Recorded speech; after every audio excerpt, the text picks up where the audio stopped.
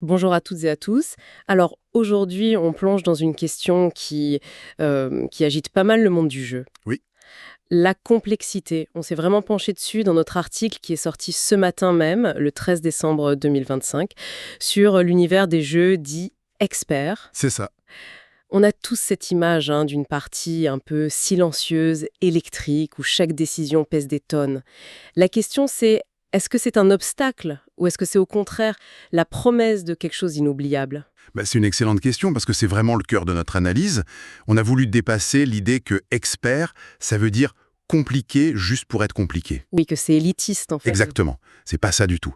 On parle plutôt d'une forme de gourmandise ludique. Le plaisir de s'investir, de vraiment savourer un système riche. Et en écrivant l'article, un des premiers ingrédients qui nous a sauté aux yeux, c'est la profondeur. Oui, L'idée d'un jeu qui ne te met pas sur des rails, qui t'offre un bac à sable stratégique. Et juste après, il y a l'immersion. tout à fait. Pour nous, les meilleurs jeux sont pas des fichiers Excel déguisés, quoi. Ils doivent raconter une histoire. C'est vrai, mais attention, l'immersion, ce n'est pas juste un paragraphe d'ambiance que tu lis au début. Ah non, bien sûr. La vraie magie, c'est quand la mécanique elle-même crée l'histoire.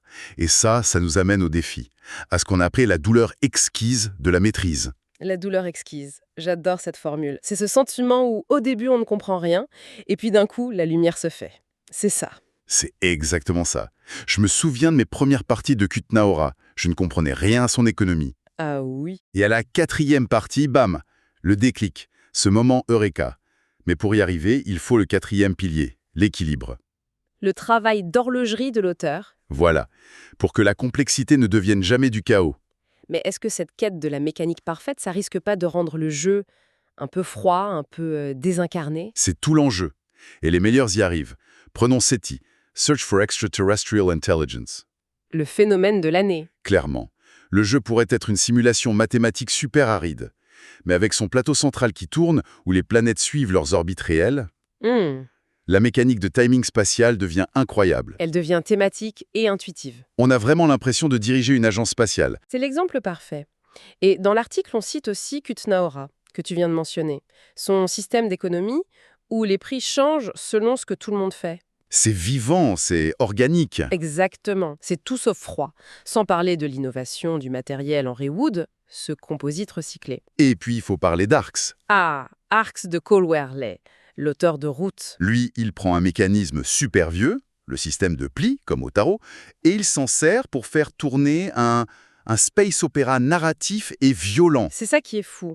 Une campagne en 3 actes où ce que tu fais dans une partie a des conséquences sur la suivante. C'est brillant. Et en connectant tous ces points, on a vu se dessiner des tendances de fond assez fortes. La plus évidente, c'est la fin des vieilles chapelles, non? Oui, la guerre entre l'Eurogame, très gestion, très cérébrale, et l'Améritrash, plus thématique, plus direct, c'est fini. C'est une hybridation totale. C'est ça. Le public a mûri. Les joueurs, ils ne veulent plus choisir entre le défi intellectuel froid et l'aventure un peu légère. Ils veulent les deux. Et l'autre grande tendance, c'est que jouer seul, ce n'est plus du tout un tabou. C'est même devenu une norme. Le mode solo n'est plus une option ajoutée à la va-vite. C'est une expérience à part entière. Oui, une forme de méditation intellectuelle presque. Une façon d'explorer le jeu, seul face à sa mécanique. Donc pour résumer, un jeu expert, c'est pas juste un jeu compliqué, c'est une promesse. Une promesse de profondeur, d'immersion et d'un défi qui est gratifiant. Absolument. Et des titres comme SETI ou Arx montrent que cette promesse est plus vivante que jamais. Tout à fait. Et ça nous laisse avec une dernière pensée peut-être. Ces jeux, c'est un investissement. En temps, en argent, c'est vrai. Mais en retour, ils offrent des centaines d'heures de voyage immobile. C'est bien dit. La question qui se pose aujourd'hui, ce n'est donc plus seulement à quel jeu on joue, mais plutôt quel type de défi intellectuel et quel genre d'histoire partagée est-ce qu'on recherche vraiment autour d'une table.